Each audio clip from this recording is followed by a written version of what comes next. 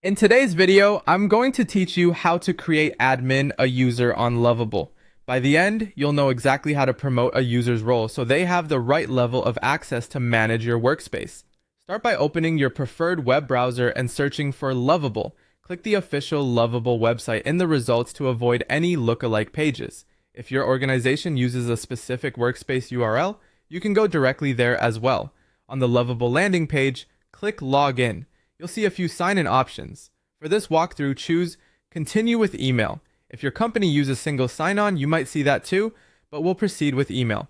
Type in your work email address carefully to make sure there are no typos, then click Continue. When prompted, enter your password. Use your standard Lovable credentials and ensure you're on a secure connection if you're signing in from a shared network.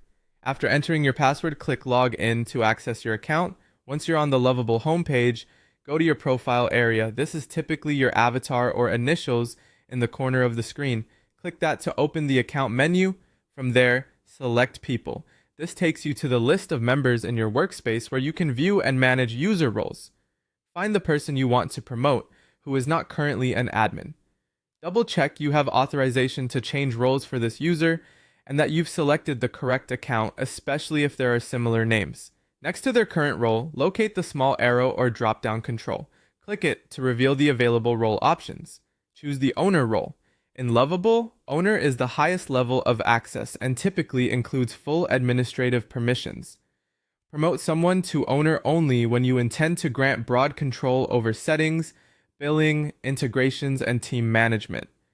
After selecting owner, you should see the user's role change immediately next to their name, confirming the update. That's it.